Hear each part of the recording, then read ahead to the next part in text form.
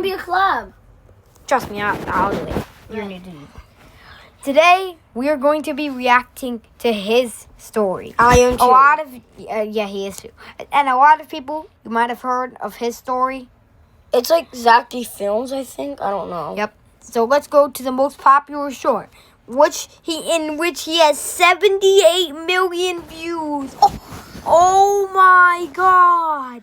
All right, you ready to watch? My twin brother Chris and I were 9 when we learned Morse code. We tapped messages under the dinner table when Mom told us to stop talking and tapped through the wall between our bedrooms every night. When Chris got into a car accident and the doctor said he'd never wake up, I pulled up a chair next to his bed, took his hand, and tapped. Are you there? Nothing. But I came back the next afternoon and tapped again. Before I left, I always said the same thing. See you tomorrow, Chris. A week later, Chris's fingers twitched against mine, and I almost fell out of my chair. I grabbed a nurse and she barely looked up. They're reflexes. It doesn't mean anything. I bought a notebook the next day and started writing down every single one. 4 months in, Mom watched me scribbling and said, "How long are you gonna keep doing this? Until he taps back." He's not gonna tap back. You're talking to a corpse. Dad lasted a few more months before he pulled me into the hallway. We need to talk about donating your brother's organs. His fingers move every time I hold his hand, Dad. The nurses said those are reflexes. Stop getting your hopes up, son. I don't care what the nurses say. You're not donating my brother's organs. But a week later, my parents called to have Chris transferred to a long-term facility to die and scheduled a meeting to sign the papers. The afternoon before the meeting, I tapped into his palm like always, but this time, something tapped back. Short, short, short. Long, long, long. Short, short, short. SOS. I grabbed his hand. Chris, if that's you, squeeze once. He squeezed so hard my knuckles cracked. I stormed into the meeting room and told them my brother just responded to me. The caseworker said, "This is very common with families who aren't ready to let go." My parents nodded. I grabbed the transfer papers off the table. "You're not signing anything until you come see for yourself." I walked them to Chris's bed and grabbed his hand. "Ask him anything." The caseworker asked what year it was. Chris squeezed out the answer. Count to 5. 5 perfect squeezes. His mother's name, tapped out letter by letter. By the 10th question, she said, "He's still alive. We can't move him." Weeks later, I asked Chris what kept him fighting when everyone gave up. Heard Mom call me a corpse. Heard Dad say donate my organs. Heard all of them leave, except you. I asked why. I wanted to see you too.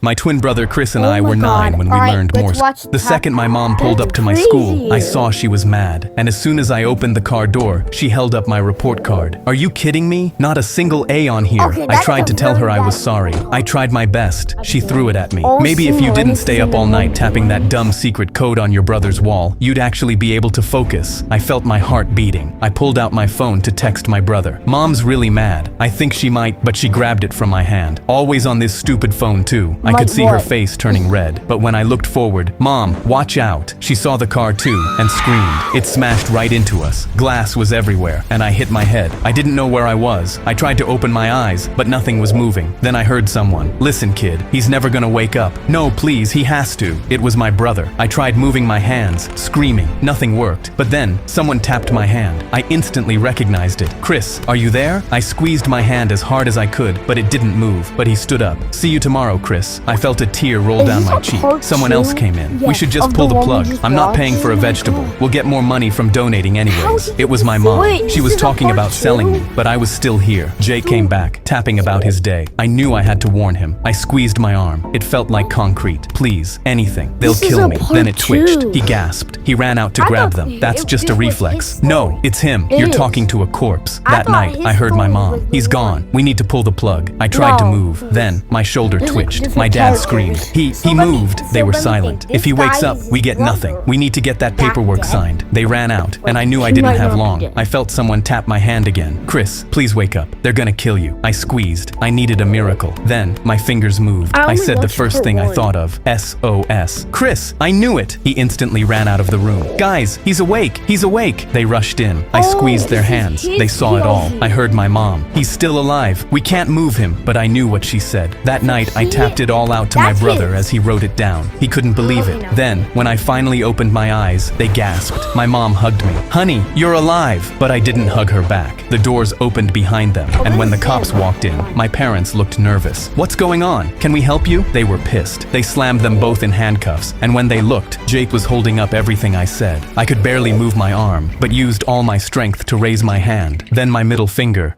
The second my mom pulled up to my school, I saw she was mad, and as soon as I— To who? The mom? I think it was to the parents because they didn't believe him. Oh! Yeah, oh. That's genius. I thought he was gonna say like bye.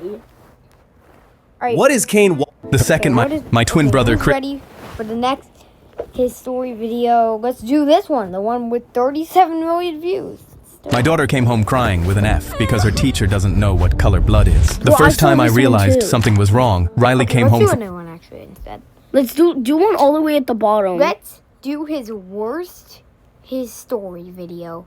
What do you mean his worst? His Oldest? Let's look at the first his story video on Earth.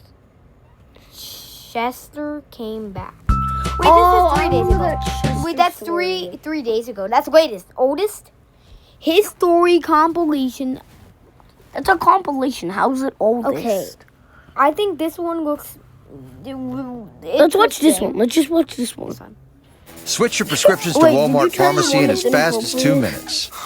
No. Same time. I was walking to second period when I saw no. the cheerleading captain Madison slam a girl into the lockers. The girl hit the metal hard and her binder fell open, causing her papers to go everywhere. The girl was small and her hair was greasy and she was trying to pick up her papers without crying, while Madison was laughing and recording the whole thing. I walked over and shouted, Wow. "Madison, back off. Oh, Hudson, you're such a hero." She mocked me and then walked away. But I didn't That's care. crazy. I just knelt down and helped the girl pick up her papers. "Are you okay?" I asked. She nodded without looking at Like, me. why did "What's she your do name?" that? I asked her. She whispered it so quietly, I almost How didn't long hear her. is- "Bertha." I 18 smiled. minutes? "Well, Bertha, Okay, you didn't let's deserve actually that. swap. You seem like a nice person. Bro, Madison's are you the gonna one with the watch problem, not videos you. or not? Don't let her ruin your day." She looked at me for the first time. "Thank you. I won't forget this. I won't forget you," she said shakily, and I tried to ignore how weird that made me feel. I just gave her a small nod and said, "Have a good day," then walked off to second period before So the why bell is he rang. so But when I tall? checked my locker I later don't that day, know, there was a bro. note in I there that just said, noticed that. "I'll never forget what you did.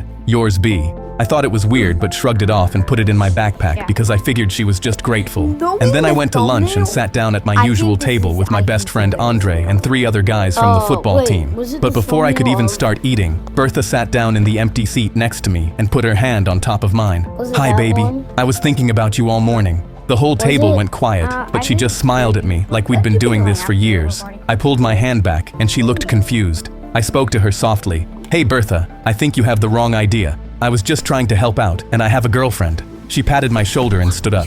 "Babe, you don't have to pretend in front of your friends." She walked off before I could respond. Wait. "Hey, Bertha, I think you..." Wait, I didn't hear that. before the bell rang. But when I checked my locker later that day, there was a note in there that said, "I'll never forget what you did. Yours B." I thought it was weird but shrugged it off and put it in my backpack because I figured she was just grateful. And then I went to lunch and sat down at my usual table with my best friend Andre and 3 other guys from the football team. But before I could even start eating, Bertha sat down in the empty seat next to me and put her hand on top of mine. "Hi, baby. I was thinking about you all morning." The whole table went quiet, but she just smiled at me like we'd been doing this for years. I pulled I my think we hand did back tap and on she that looked one. confused. Alright, one interaction. And then he already is like, He didn't. Can we change videos? keep watching it. How about if we start the whole recording? Nah, let's not waste it. I spoke to her softly. "Hey, Bertha, I think you have the wrong idea. I was just trying to help out and I have a girlfriend." She patted my shoulder and stood up. "Babe, you don't have to pretend in front of your friends." She walked off before I could respond, and Andre So stared at me. she's "Bro, trying what was that?" to- "I don't know," I said, feeling basically, uneasy about the whole thing. I didn't think about Bertha after that until I was 10 minutes into football practice, and I heard someone screaming my name from the bleachers. "Let's go, Hudson. That's my man. You got this, Oh my baby." God, oh I knew my that voice God. before I even turned around. Bertha was on the 4th row of the bleachers holding a sign that said, "My number 1, go baby go," cheering like she was at the state championship. Andre jogged up next to me and elbowed me in the ribs. "Bro, you got a fan." I just facepalmed and a couple of the guys started laughing. One of them even whistled at her. Another one yelled toward the bleachers, "Yo, who are you? You here for our boy?" Bertha cupped her hands around her mouth and yelled back, "I'm his girlfriend." The whole offensive line lost it. They were doubled over laughing, slapping each other, pointing at me. So basically, One of them said, he's "Damn, saying Hudson, for my what happened to friend Lauren?" and While bragging. Andre asked, That's like "Bro, what is having happening? being She's best not my friends with girlfriend," somebody and I saying yelled, you're your stressed out of my mind now. "Lauren and I are still together. I don't know that girl." Everyone went I silent, think I and I can see jogged this over is toward the going. bleachers because I had to shut this down before it got back to Lauren. Bertha was already leaning over the railing, So, beaming at me. this Bertha, kid, you can't tell people we're dating. You know I have a girlfriend. She just laughed like I'd said something adorable. Babe, relax. They were just The other playing. one, the I'm not other- embarrassing you, I promise. I stared at her, wondering how I was saying one thing, but she was hearing something else. And then Coach blew his whistle from the field. Hudson, get back here. What are you doing? I sighed heavily and jogged back to the line with my hands shaking. By the time we hit the showers, I had a headache so bad I could barely see straight, and it got worse the second I checked my phone because Lauren had already texted 17 times. Hudson, what the hell? Nala just sent me a video of some girl in your bleachers holding a sign saying she's your number one. Why is she there? I'm Why is sure she we saying search that? history Babe, I'm after trying this. not to spiral, but this is really messing with me. I don't know what to think. Call me the second you're done. The air went out of my chest, and I stared at the screen wondering how I was going to It's explain chill. Bertha to Well, not my Lauren. But I called her the second I got in my I- car I and have told her I was a wreck weird and asked if she could Bob meet me. history. A few minutes later, she was in the parking lot, and I hugged her tightly. Babe, what is going Her on? story. Lauren asked shakily. I pulled back and told her everything, and when I was Is that done, she put her hand on the so side of my that's everything? face. Hudson, I believe you. I Like just her needed to real hear it from you. girlfriend? We're gonna figure this out together. Okay, so I this- love you. I hugged her Is that again, his and I real realized girlfriend? I needed support right now. We sat in my car for 20 minutes talking about everything except Why not Bertha. 21? By the time she had to leave for her shift at the cafe, I felt like I could breathe again. But when I got home and walked into the kitchen, Bertha was standing at the counter next to my mom, and they were laughing like they'd known each other for years. There was even a casserole dish between them, and the second Mom saw me, her face lit up. Hudson, honey, Bertha was just telling me she finally got the courage to come introduce herself. I can't believe you've been hiding her from me. She's such a doll. Bertha looked at me over my mom's shoulder and gave me a little wave. Deals are on at Best Buy. Oh my god, this is gonna be crazy. I was just telling your We're not mom gonna about the watch this cabin whole trip thing, we by the were way. thinking about for So spring break. please, I felt the headache so from earlier I'm come on a right back. cliffhanger. Mom, I've never planned a cabin trip with her. I don't know Yeah, her. if we Please don't even let her want a in this house cliffhanger, again. The kitchen I'd went say silent. go to Bertha's sleep bottom lip started and shaking and her eyes remember filled with to- tears. She put a hand over her mouth and a small sob came out. Hudson, why are you doing this? Why are you saying these things in front of your mom? I didn't do anything. She started crying for real now, and her shoulders actually shook.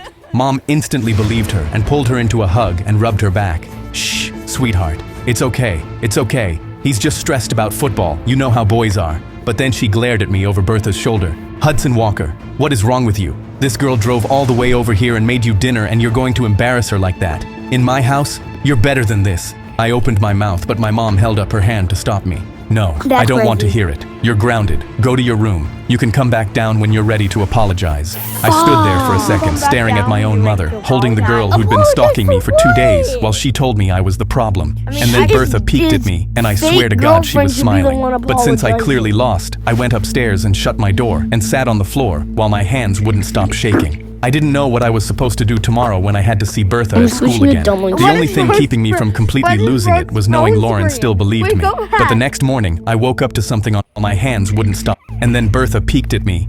The only thing keeping me from completely Please. losing it was knowing Lauren still believed me. Yeah, But the 2 next minutes morning, broke out. I Okay, woke up to never something mind. on my hands Okay, wouldn't. you already But the saw. next morning, I woke up to something on my pillow. I picked it up and saw it was a Polaroid of me sleeping. On the bottom, in black Sharpie, it said, "Don't be sad, baby. She shouldn't have grounded you." I sat straight up and the picture fell into my lap. Why does Bertha he had have been a in my brown room. blanket? Bertha That had was stood over my wonderful. bed with a camera while I was unconscious and taken a picture that of one me. he has a I brown felt like I was blanket going to throw up, in and the real worst life part he has was a- I couldn't even tell Mom because after last night she would think I was making it up. So instead, I drove to the hardware store after school and bought a deadbolt and a new lock for my window and a motion sensor I could stick on my windowsill. I installed all of it and even tested every lock 5 times. I got into bed thinking I would be safe, but the next morning there was a new Polaroid sitting face up on my pillow. My hands shook as I looked at it because this time it was a picture of Lauren sleeping in her bed taken from inside her room. Bertha even wrote, "She won't bother us after today." I jolted out of bed. My chest was WTF. heaving and I couldn't breathe. I immediately caught Lauren, but it went straight to voicemail, so I texted her, "Lauren, pick up Bertha was in your room last night. Call me right now." And then I grabbed my car keys and ran out the house. I was speeding Are you kidding me? No, it's the not whole way time to for a Lauren's break. house, and I tried calling her again, but it went to voicemail again. By the time I arrived, I saw Lauren's front door was wide open, so I left my car and ran inside. I heard Lauren crying from upstairs, so I took the stairs 2 at a time and ran into her bedroom, and Bertha was standing there while Lauren was on the floor by the foot of the bed. Lauren's nose was bleeding, and her right eye was already swelling shut, and her hair was a mess, and she was sobbing. I clenched my fists, shortcake. trying hard to control my anger. Bertha looked up at me, and she got so happy. Hudson. Alright, Oh, how thank much God is you're left here. on this? She just Oh, wouldn't it's listen to only me. 2 minutes. I tried to be After 10 nice. minutes, I really let's did. do- I didn't Can we bother finish looking it? at her and just knelt down next to Lauren and tried to look at her stupid. face, but she flinched. Babe, it's Yeah. me. It's me. I hugged her while Bertha screamed, Hudson, let her go.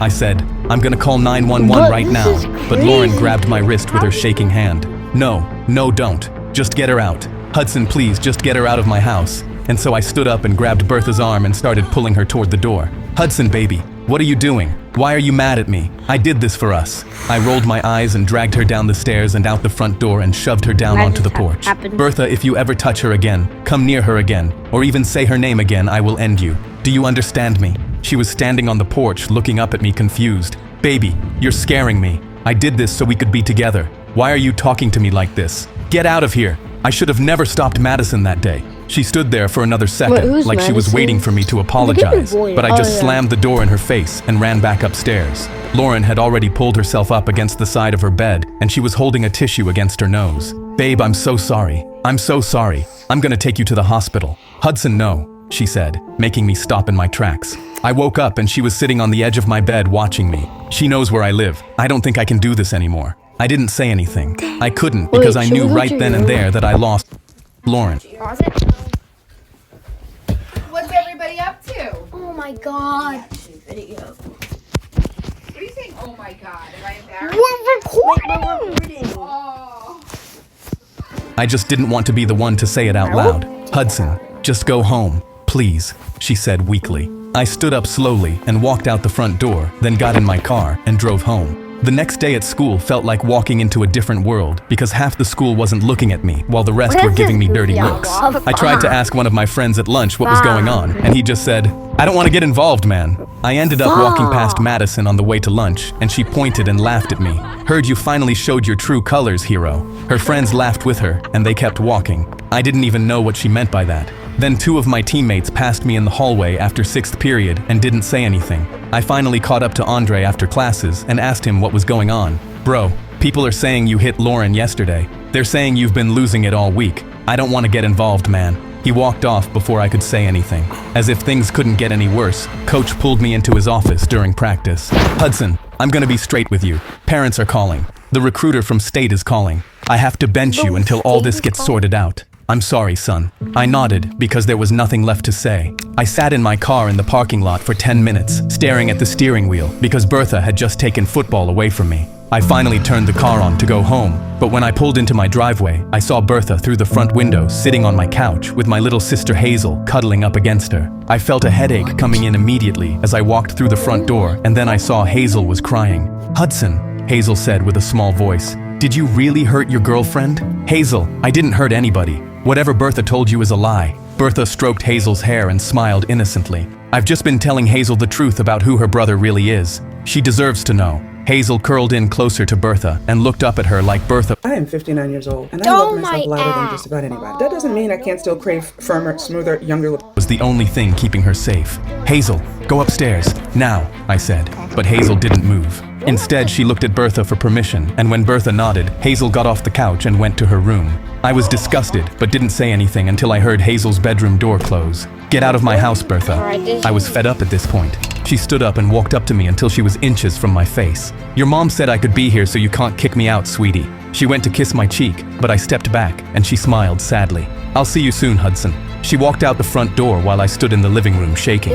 I realized Bertha couldn't take Hazel away from me too, so I went to my room, opened my laptop, and started looking for anything I could find on Bertha that I could use against her. I instantly found her home address, but when I pulled up to it, the windows were boarded over, and there was yellow tape across the front door and a notice from the city stapled to the porch. It was obvious nobody had lived there in a long time. I was sitting in my car staring at it when an older woman came out of the house next door and knocked on my window. You looking for somebody, honey? She asked me.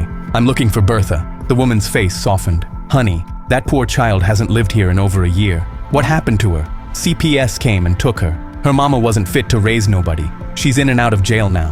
Where is Bertha now? The woman shrugged. She bounces around. Sometimes sleeps at the laundromat when they leave the back door open. I thanked her and drove back home where I instantly pulled up every social media account Bertha had. It was normal at first with pictures of food and sunsets, but then I found an account of hers that felt more like a public diary. The first entry was from the day I helped her in the hallway. He saved me from Madison today. His name is Hudson. He's the one. I just know it. The next day she wrote, he pretended not to know me at lunch. It's okay. He's nervous. We have time. Every single day after had a new entry with conversations we never had and photos of me she'd secretly taken. There was a list of baby names for our kids, a boy named Theo and a girl named Margot. A countdown to graduation captioned, "That's when I'll tell him I'm ready." The entry from this morning sent shivers down my spine because it was a picture of me sleeping with the deadbolt visible behind me, and the caption underneath said, "He's getting more careful, but he doesn't have to be. I'll always find him because that's what love is." I stared at it in disgust and decided enough was enough, and so I printed every page.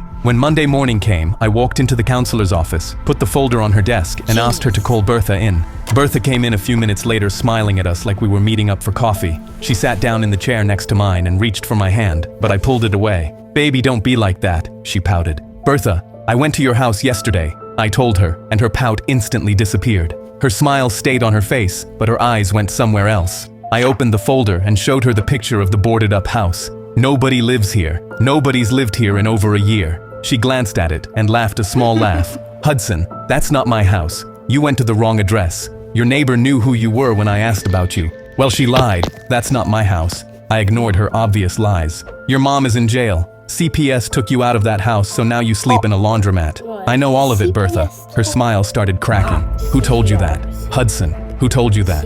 "That neighbor doesn't know what she's talking about. My mom is at home. My mom is at home making dinner right now." "Bertha, your mom is in jail." "My mom is at home." She said it louder. "My mom is at home, Hudson. She's making dinner. She's making the chicken thing she always makes. Stop it." But I didn't stop. I took out the printed diary entries and laid them down on the desk one by one. The first entry, the second, the graduation countdown, the baby names, the picture of me asleep with the deadbolt behind me. Bertha's eyes followed each page, and her mouth started moving without making sound. Her eyes had tears in them, and her cheeks were red, but she was smiling like nothing was wrong. Oh, I see what this is." She started laughing. "You read my journal. Hudson, you read my journal. That was so private, baby. I didn't know you were such a snoop." She laughed harder, and then the laugh caught in her throat, and her face crumpled, and she was crying. She pointed at the counselor. "Why are you doing this in front of her? Why are you embarrassing me in front of her? We're getting married. I picked names. We picked names. You said you wanted Theo if it was a boy. You said it. You said it in the kitchen with your mom. Your mom heard you say it. We never talked about names. You said it." She slammed her hand on the desk. "You said it, Hudson. Don't do this to me. Don't do this." Then her voice dropped to a whisper, and she was rocking a little in the chair, and it was like she was malfunctioning again. "You said you wanted Theo. You said Theo had your eyes. You said it. You said it. You said it." The counselor then spoke. "Bertha, sweetheart, you're okay. You're safe right here. I'm going to get you some help, all right? Just stay with me." Then she grabbed the office phone and dialed 911. But Bertha wasn't safe, and I wanted her to feel the fear and panic she had put me through. And so I slid the deadbolt photo to her. "You broke into my house and took this picture. You're insane." Bertha looked at the photo, and her face went blank. She picked it up and held it close to her face like she was trying to see something inside it. "This is our bed. Hudson, this is our bed." She was whispering now. "I sleep here every night. I sleep here next to you. Why are you saying I broke in? I live here. I live here. You don't live in my house, Bertha. I live in our house," she cried, and then suddenly slid out of the chair and fell to the floor with the deadbolt photo crumpled against her chest. She kept whispering, "I live in our house. I live in our house. I live in our house." The counselor crouched next to her with one hand on her back trying to calm her down. I looked at her on the floor. Her greasy hair was stuck to her wet face, and she was looking at me like I was the only person in the world, because to her I was. I was the only person in her world. The rest of it was a story she told herself so she could survive being completely alone. But I had just shattered her delusions and brought her back to the real world, and she couldn't handle it. 2 EMT guys walked in a few minutes later, and one of them knelt down next to her and tried to get her to sit up. When she didn't, the other rubbed her shoulder and told her she was going to be okay, and they were going to take her somewhere safe. Bertha still didn't look at them, but they lifted her onto a stretcher, and she didn't fight them. "What's gonna happen to her?" I asked the counselor as they wheeled Bertha out of the office. "She's probably going to be placed in a long-term psychiatric facility. She'll be there at least a year, probably longer. She needs help, Hudson. Help she should have gotten a long time ago." I nodded, but didn't say anything. By the end of the school day, everybody knew what happened in the counselor's office, and so Andre caught up to me at my locker. "Bro, I'm sorry. I should have had your back. I knew you wouldn't have done that to Lauren." "It's okay, man," I said, but wasn't sure if I really meant it. "I gotta get home though." "Yeah, all right, bro. Catch you later." I was almost at the doors when Coach caught me in the hallway. I'm putting you back on the starting roster on Friday. The recruiter from state is coming to the game. Don't let him down. I won't, I told him, feeling glad I had football back. I was walking to my car when I saw Lauren standing by hers across the lot. Her nose was bandaged across the bridge, and she had a yellow bruise under her left eye that was starting to fade. She looked at me, and I tensed up because I didn't know what to do, but then I walked over to her. Hey, I said awkwardly. Hey, we stood there for a second. How are you feeling? I asked her. The doctor said the bandage comes off Friday. I nodded because I didn't know what to say next, and so she spoke. Hudson, I love you. I want you to know that. But every time my phone buzzes, I still think it's her. Every time I hear footsteps behind me, I still think it's her. I can't be your girlfriend right now. Maybe not for a long time. I'm sorry. You don't have to be sorry, I said, choking up because I thought we could go back to normal. She nodded and her eyes got teary, but she didn't cry. I didn't either. She got into her car and I stood there until she pulled out of the lot. I was walking back to my car when I saw Madison standing over a girl on the concrete, and she had pink syrup running down her face and into her shirt. The girl wasn't even crying, as if she had given up. I stood there for a second watching them, thinking about telling Madison to back off like I did before, but I didn't. Instead, I got in my car and drove home. That's just crazy. That's just So he didn't want to help